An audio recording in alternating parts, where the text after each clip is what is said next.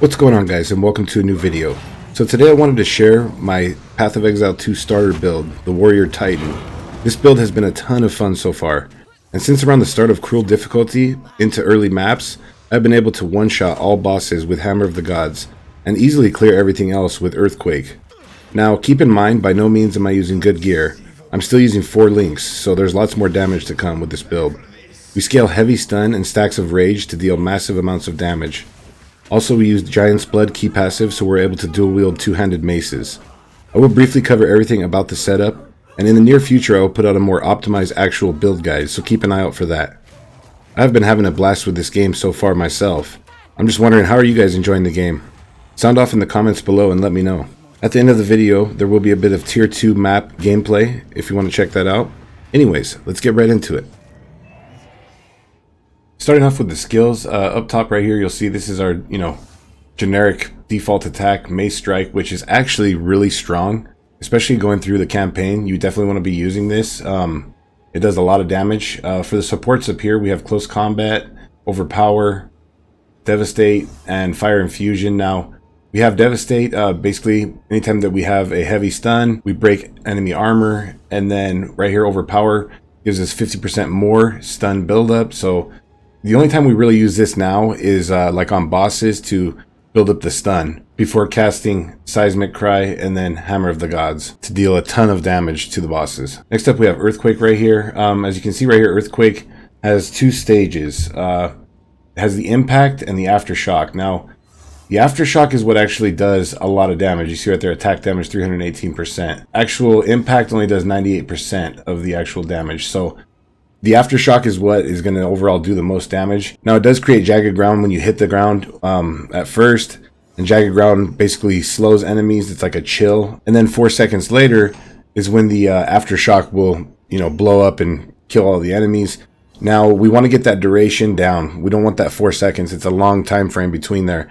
So as you'll see right here, we use fast forward. You can see what that does. Supported skills have 30% less skill effect duration because we don't want that 4 seconds. We want to bring that down as far as possible so that we have those going off as often as possible, dealing as much damage as we possibly can. And then if you look over here, we're down to 1.9 seconds on the duration of the jagged ground. So as soon as the jagged ground goes away, that's when the aftershock blows up and does a major amount of damage. So we get the less duration right here with fast forward, and then we also get it in the passive tree, which we'll go over when we get in the passive tree. Next up we have Hammer of the Gods. This is going to be our boss killer. It deals the most damage out of every skill that we have. You can see right here, it drops a big old mace down from the sky with a pretty good radius and just deals tons and tons of damage. Right here we have Concentrated Effect for 40% more damage pretty much. We have Heavy Swing.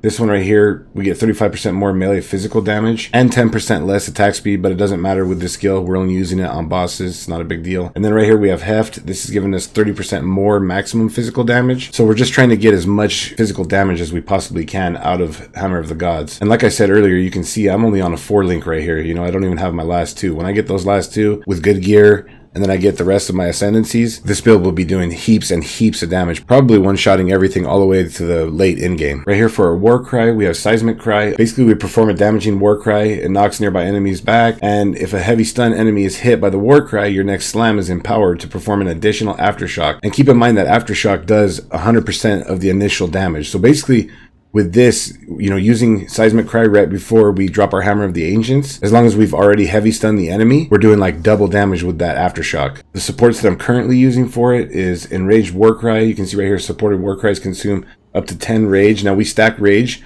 We have like 54 stacks, which we'll go over in the passive tree, but this consumes 10 rage, causing attacks empowered by them to deal 30% more damage. So right there, this War Cry is giving 30% more damage to whatever slam we use. Right here we have Premeditation. Skills empowered by supported skills deal 15% more damage. Nice boost right there.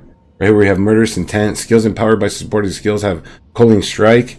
And if you don't know what Culling Strike does, basically when enemies get to a certain life level, they're automatically killed off. So, at 30% or below. For normal enemies, magic enemies is 20% and below, and then rare at 10% and below, and uniques at 5% and below. Next up, for some defense, we're using Time of Need. This is just awesome. It gives us a divine blessing, and it's healing us and removing curses and ailments. So this actually defensively helps out quite a bit. I don't have anything socketed into this yet because if you see right here, I only have 5 unreserved spirit. I need to get more spirit on my gear, and then I'll be able to socket more into these two. Down here we have Berserk. Now, like I said, we stack Rage. We have like 54 stacks in total. While active, strengthens your Rage and grants you Life Leech based on your Rage, but causes you to lose life while raging.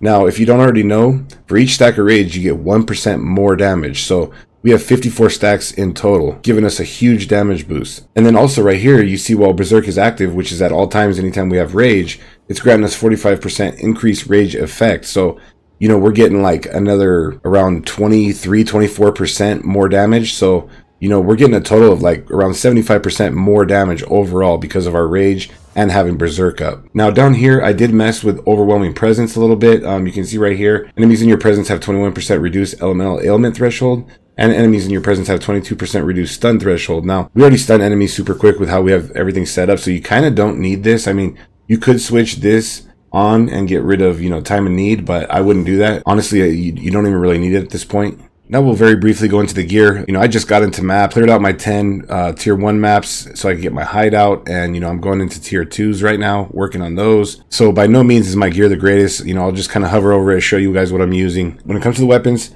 you know, we don't do any ignite, fire damage, or any of that, so we want as much pure physical damage as we can possibly get. You know what I mean? So you definitely want to get two-handed maces. Now, if you're not able to run Giant's Blood in your passive tree because you don't have enough strength, like right now, it triples your strength requirement when you run Giant's Blood. So, you know, for this mace right here, I gotta have 88 strength times 3, which is like around 264 or something like that. I have around 300 strength as is right now, between 290 and 300. I forget exactly. Actually, yeah, 287 right now as it stands. So, you know, I'm able to dual wield. Now, these are lower level maces, obviously because I'm lower level and I don't have, you know, top end stuff yet, but they are putting out pretty good damage, as you can see on both these maces. And just try to go for as much physical damage as you can. Flat fizz, percent fizz, accuracy is good. Don't worry about any critical strike stuff. We're not focusing on critical strikes at all with this build. Leech isn't too bad. So the stun build up there is pretty good. And then attack speed is definitely good. I got attack speed on my gloves right here. And then, you know, you want to try to get I got attack speed on this one also. You want to try to get some attack speed so you're not like real slow when you're using your earthquake going through maps and stuff like that. And then for your other gear for now, especially early on, just try to, you know, get accuracy. As you see, I got it on my rings right here. I want to cap my accuracy off without having to get anything in the passive tree. You definitely want to have your chance to hit to be at 100% or as close as possible to it. But then for now, aside from the accuracy, you know, also try to get strength anywhere you can. Like I have strength right here on my ring. You want to get it anywhere that you possibly can. Really important, just make sure that you guys cap your resistances. You know, I have resistances everywhere. As you can see right here, you know, my fire is at almost 70%, 64 lightning, 70 cold, and you do want to try to get a little bit of chaos resistance, because if you have low resistances, you're just going to be getting smacked all over the place. Also, try to get as much armor as you possibly can. So you can see right here, my physical damage reduction is at 43%. Because of the amount of armor that I have. I want to get that even higher, but for now, that's not a bad number. Try to get a little bit of spirit, you know, in one spot or another, either on your chest or like right here on your amulet, because then you're able to run 2 buffs. So really important, try to get a little bit of spirit wherever you can get it. On your boots, you know, resistances, get movement speed definitely. You don't want to be, you know, just like a slug going around the maps. That's no fun at all. Also, because of our Berserk, you want to try to get life regeneration anywhere that you possibly can. And then for your sockets, you know, just get resistances wherever you need it. And your weapons, though, you're going to want to get the physical damage. Definitely want to have that. Room whatever you need to help you out defensively. And then, you know, try to get yourself a nice flask with a lot of life recovery on it. And then your mana flask. Now into the passive tree. Real quick for your ascendancy. You're first going to want to come right here over to crushing impacts. Now this is what helps us with the heavy stun and getting those heavy stuns quickly on the bosses. As you can see right here, your hits are crushing blows. And if you read that, crushing blows cause a heavy stun on enemies that are primed for stun. Now, enemies that are primed for stun are basically at like the beginning stage of almost being stunned, and this just speeds up the process. So overall, you know, crushing blow helps to where you're stunning enemies quicker, so that's really important to have. And then for your second one, you're going to come down here into surprising strength. Now, this is another reason that we focus on heavy stun. 40% more damage against heavy stunned enemies. So, you know, anytime they're in that heavy stun window is when you want to, you know, like drop the Hammer of the Gods on them, and you get this 40% more damage, which is a massive amount of damage. Now, speaking of that, real quick, we'll go into the passive tree, but over here, where's it at? Right here, 20% more damage against heavy stun enemies with maces. So here's another 20% more damage. And keep in mind that more damage is not like a additive damage, like say right here, for instance, 12% increased damage with two-handed weapons. You know, that's just a little percent damage added on. But, you know, more damage, when it says more, that's almost like a multiplier. Like that's giving you 40% overall more damage or 20% overall more damage. Starting off over here, you know, run this way.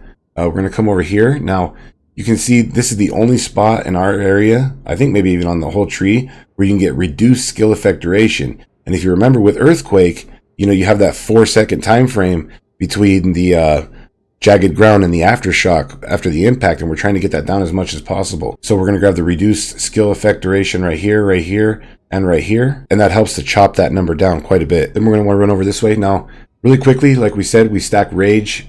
We also want to have a lot of strength because we have Giant's Blood, making it to where we can, you know, dual wield two-handed axes. Now, keep in mind when you dual wield two-handers, you do lose 30% damage overall from both of them. But in the long run, it's still a lot more damage having Giant's Blood. So that being said, we want to get strength anywhere we can on the tree. Like here's a spot for strength that we get a good amount.